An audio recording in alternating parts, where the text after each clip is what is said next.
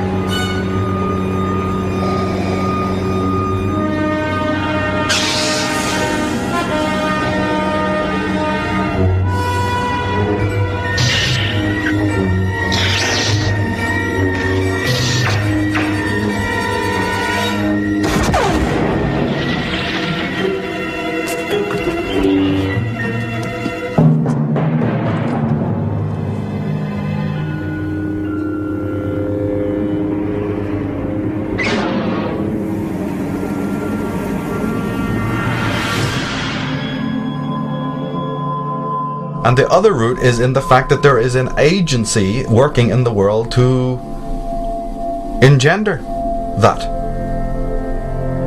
Now, luckily in the conspiracy movement today, what's jokingly called the conspiracy movement, or I prefer to call it the alternative research community, we have now authors and people from all walks of life who are investigating that fact, that second root. That we think that this is not by chance. We don't really think that man is that immoral. We don't really think that man of his own nature will run around, fighting wars and building napalm bombs and all that. So maybe there's something else going on. Finally, the human race is waking up to the fact that yes, that's right. Somebody has kickstarted this and maintains it through the perpetuation of people's false allegiances and all the rest of it. And I'm very happy and glad to see that taking place. This removing of the lid, which is astrologically connected to Pluto, the planet Pluto, or the archetype Pluto, or the New Age.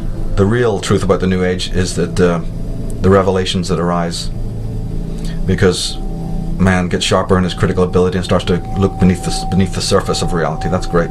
What I'd really like to see, though, and what I'm hoping to very much help pioneer in this era, is more attention on the first root as well, which is that human beings need to examine their own private consciousness to understand some of the dynamics of the full psyche, not just the ego and not just the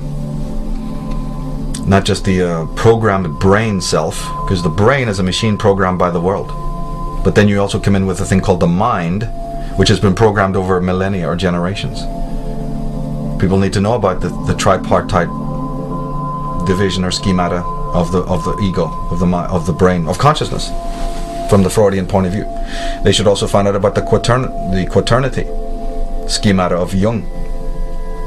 It was a little bit similar to Freud, but a little bit different. These people have, understood the dynamics, the anatomy of something that you can't see, consciousness. People know about the body. You got 2 arms, you got 2 legs, you got 1 head. Okay, well then what is the anatomy of your consciousness? Anybody ever thought about that? Well, yes, somebody did. It's called Sigmund Freud. People need to pick up his books, get on the web and find out what is the anatomy of your consciousness. What is thinking? How do you think? What is thinking? How does that happen? What is thought? Who's thinking about thought? Because if you don't ask these questions, you're not going to have too much of an understanding of what might be spirit or all of that. You're looking for the spiritual, but if you don't know what you are, how can you ever find out the other? So the real journey now begins. All of these traumas and tragedies are in a way a catalyst. Sad but true that man has to learn through tragedy, but then, hey, wait a minute, even the Greeks knew that as far back as you go, if man is left without tragedy, he'll just sit on his ass and do nothing all day long. He will sun himself and he will take care of his narcissistic, personal, sensationalistic needs, and nothing of any other thing will cross his mind ever. So unfortunately, the universe, nature, whatever you want to call it, fate, has to sort of deliver man what we would call tragedy, and therefore it wakes him up. It's a catalyst to him looking at deeper things. This is very, very necessary. And one of those areas now is that he needs to really continue the investigation of his own thinking, his own consciousness, and realize that the secrets, that's where the secrets lie.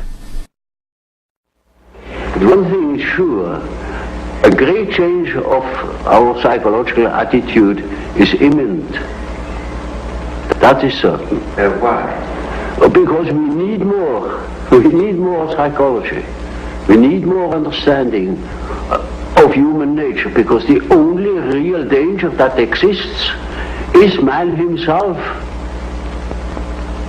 He is the great danger, and we are pitifully unaware of it. We know nothing of man, far too little. His psyche should be studied, because we are the origin of all coming evil.